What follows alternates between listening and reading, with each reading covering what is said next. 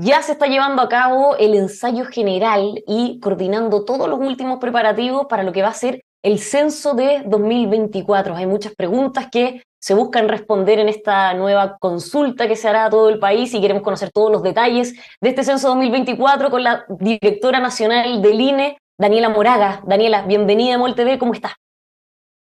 Muy bien, muchas gracias por esta invitación. Estoy muy contenta de difundir las actividades del instituto. Eso, importante conocer todo lo que se está haciendo a nivel del censo, Daniela, y partir preguntándole por este ensayo general que ya empezó. ¿De qué se trata el ensayo general? ¿Qué es lo que están buscando con esta prueba? Mira, esta prueba censal es, como dices tú, un ensayo general que nos permite evaluar cada uno de los procesos de producción que involucra un censo de población. Entonces, nos permite evaluar desde la contratación de personal hasta la producción de resultados. Y entre medio, por supuesto, lo más importante que es la recolección de datos en terreno, las entrevistas a los hogares.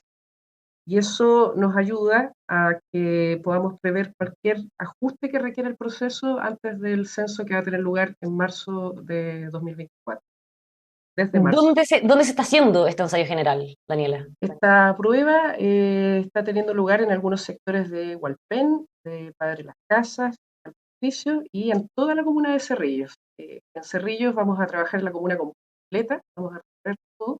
Estamos en eso para poder simular el operativo, tener lo más similares posibles a lo que vamos a tener el próximo año.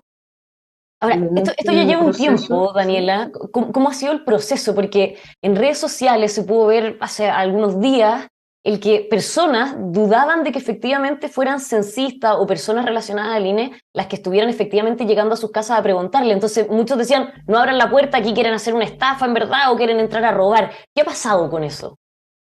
Mira, por suerte las redes sociales nos dan también oportunidad de orientar a los informantes y poder darles mayores antecedentes de cómo identificar a nuestros censistas y de en qué comunas específicas estamos trabajando. Efectivamente, eh, como existe un clima de mayor preocupación por la seguridad, es normal que esto ocurra y ahí lo más importante es recomendarle a las personas que fijan la credencial. Todos los funcionarios del INE, incluidos los del operativo censal, portan una credencial que incluye la imagen institucional, el nombre y el root. Y ese root es clave porque nos permite verificar si la persona trabaja en el INE. Esto uno ingresa a la página web del INE, www.ine.gov.cl, y hay una herramienta que se llama verificador de encuestadores. Entonces uno ingresa ahí e ingresa el root para consulta y el sistema le devuelve en línea si esa persona está o no trabajando en el INE. Para hacerlo más sencillo, incluimos además en la credencial un código QR y uno lee con el celular el código QR y eso deriva inmediatamente en línea a la página del INE para saber si esa persona que tenemos enfrente efectivamente trabaja en la institución, con ello darle la tranquilidad a las personas de que quien tienen enfrente es un funcionario del INE y por lo tanto va a proteger la confidencialidad de sus datos, que es lo más relevante, es nuestra misión producir estadísticas resguardando la confidencialidad de la información. Ahora, esto ha generado algunos problemas puntuales de personas que no han querido abrir la puerta y no han querido responder pensando que podía ser otra persona que no tenía nada que ver con esto. Sí, efectivamente hemos tenido situaciones en que rechazan responder debido a ciertas noticias en redes sociales que indican, por ejemplo, que nosotros estaríamos haciendo un catastro para eh, obligar a las personas a alojar inmigrantes en sus viviendas o para otro tipo de actividades. Es normal la preocupación y ciertamente lo que necesitamos es que si las personas dudan, eh, sepan dónde acudir. Y entonces, la forma más sencilla es acudir a la página del INE o a la página censo.cl, donde aparecen las comunas, por ejemplo, donde nuestro personal está trabajando para el operativo censal, para la prueba censal. Aparecen las comunas donde estamos trabajando también en otro operativo del censo que se llama precenso focalizado, donde también estamos recorriendo el país, pero con preguntas muchísimo más sencillas. ¿Cuántas personas viven en el lugar? Y cuántos son hombres, cuántas mujeres. Entonces, todo eso nos ayuda. O sea, lo importante es que las personas acudan a nosotros para verificar y la persona que tienen enfrente es funcionario del INE y a partir de eso puedan responder con toda confianza a nuestros operativos de estadística. Esta medida, me imagino, se va a mantener para el censo del 2024, el censo ya oficial, porque aunque uno quisiera creer que no, podría suceder que algunos, aprovechándose del momento y que van a ser muchos censistas en todo el país, sí podrían aprovecharse de la situación y tratar de hacerse pasar por uno que no es tal. Entonces, ¿qué van a hacer para cuando esto sea a nivel nacional, Daniela? Hay varias medidas de seguridad. Lo más básico tiene que ver con las credenciales, que de hecho la elaboración de la credencial tiene sus propias medidas de seguridad. Esto se está trabajando con Casa de Moneda, o sea, son credenciales que en sí mismas tienen ciertos controles para no poder ser falsificadas. Está siempre disponible la herramienta del verificador de encuestadores en la página web del INE. Y también hay otras señas que son importantes para reconocer al personal del INE. El personal ocupa una chaquetilla con un logo institucional, ocupa un gorro con el logo institucional, una mochila, y así una serie de otros elementos que dan señales de que esas personas trabajan en la institución. Sabemos la preocupación por la seguridad y por lo tanto también es bueno que las personas sepan que no existe obligación de hacer ingresar a nuestro personal a sus viviendas. Las personas del INE pueden ser recibidas en un hall de un edificio, pueden ser recibidas en la puerta de una casa y no existe conflicto en ese elemento más allá, digamos, de estar entre 20 y 30 minutos respondiendo. Pero no hay una obligación de hacerlos entrar a nuestras viviendas y eso sin duda puede ayudar a que las personas respondan más tranquilas. Ya, eso desde el punto de vista de la seguridad de los habitantes, los que van a ser censados. Pero ¿qué están haciendo en Ujú. relación a la seguridad de los censistas, Daniela? Porque muchos quizás van a entrar en algunos sectores que no destacan por su seguridad, o por ejemplo, lo que hemos visto en el último tiempo, el recrudecimiento de algunos ataques en la macrozona sur. ¿Van a tener algunas medidas especiales para esos censistas? Sin duda, todos los operativos censales tienen medidas especiales para proteger a los censistas. En este caso, al igual que en otros censos, esto es apoyado no solo por el INE como institución responsable, sino que por distintas organizaciones públicas y privadas que trabajan en torno al censo. En esto hay una subcomisión de seguridad. Hablo de una subcomisión porque eh, cada vez que se realiza un censo se genera una instancia institucional que es una comisión nacional del censo, donde participan distintos servicios públicos, ministerios en la organización de este censo. Entonces, una de las instancias que se crea es una subcomisión de seguridad que tiene participación de las policías, de las Fuerzas Armadas y de otras entidades que en conjunto ayudan a maximizar las medidas de seguridad de la población y de nuestros censistas.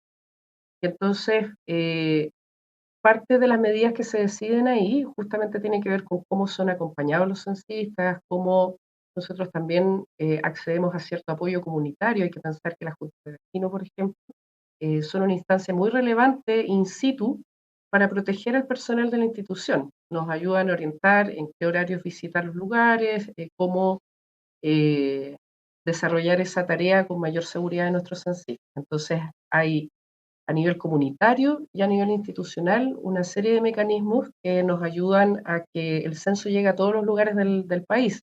Y eso no solo por los temas de seguridad, sino que también porque hay zonas que por su geografía son de mayor dificultad de acceso.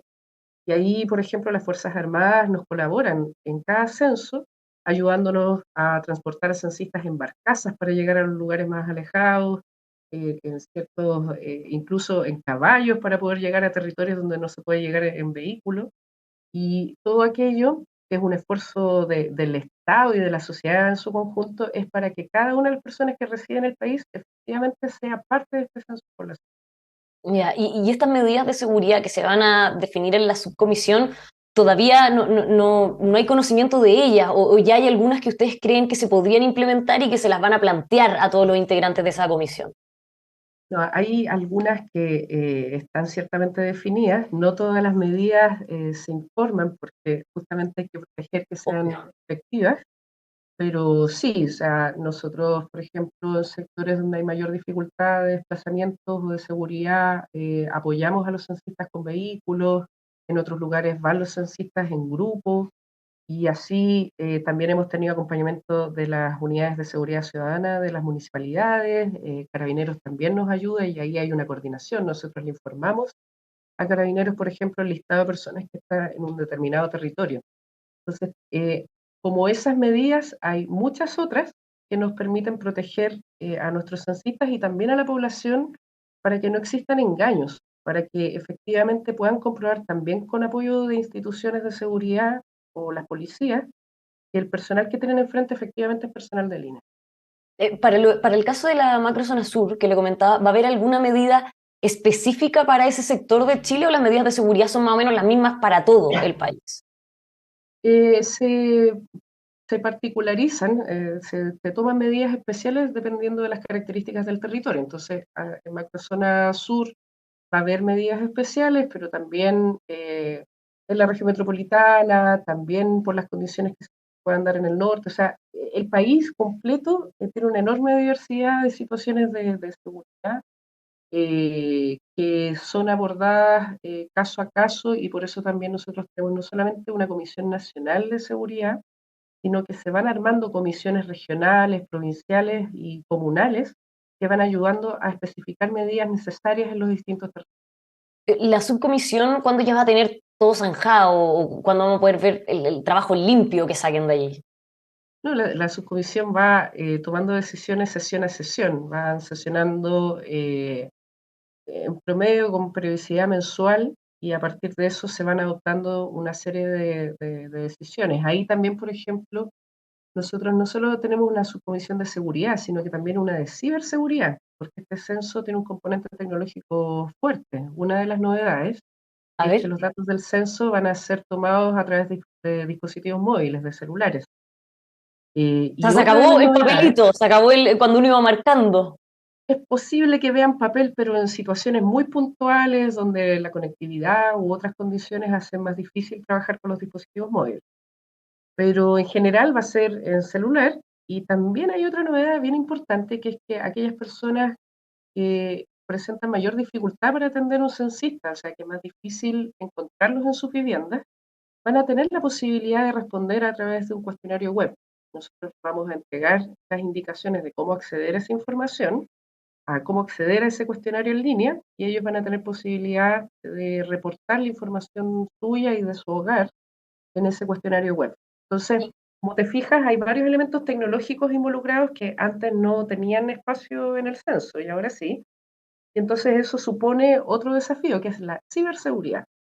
Y entonces en este aspecto también hay un equipo de personas trabajando de distintas instituciones. O sea, aquí uno siempre piensa en las policías, que ciertamente son parte de esta organización, pero también nos colabora, por ejemplo, personal de metro, personal de otros servicios públicos que tienen mayor desarrollo en estos temas, registro civil, por ejemplo, y que nos contribuyen con distintas pruebas, por una parte, y también distintas medidas técnicas, o sea, informáticas y también de capacitación, de educación cívica en torno a este tema para proteger la seguridad de los datos de las personas. Es decir, proteger que los datos que nosotros capturamos estén resguardados, pero al mismo tiempo eh, darles señales básicas a las personas para que tengan mayores cuidados con sus datos personales, para que puedan identificar con claridad, por ejemplo, cuál es la página web en la que tienen que ingresar, que no sean engañados, por ejemplo, por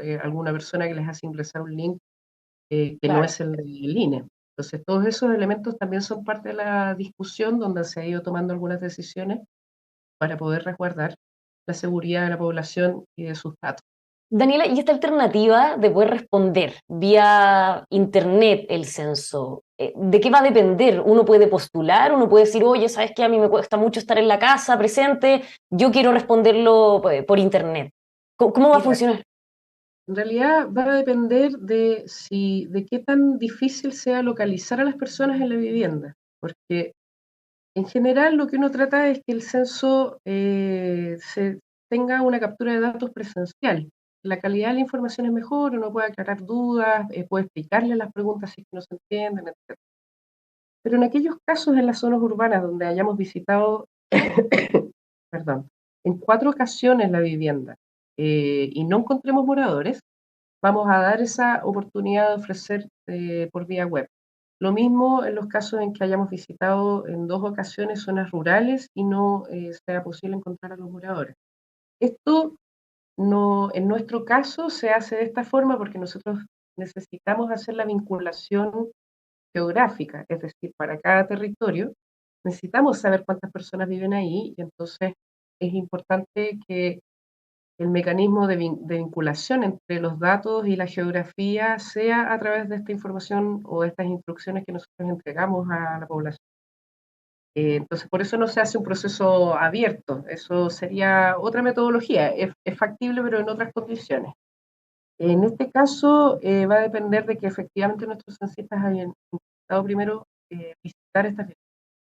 Daniela, es importante este censo, no solo por ser un censo en sí mismo, sino por lo que viene en el historial de los censos. Tuvimos el cuestionado censo del 2012, después el censo abreviado de 2017, y ahora llega este censo 2024, donde me imagino que hay mucha expectativa, y sobre todo de las preguntas que se van a buscar responder con la radiografía que nos va a dar del país.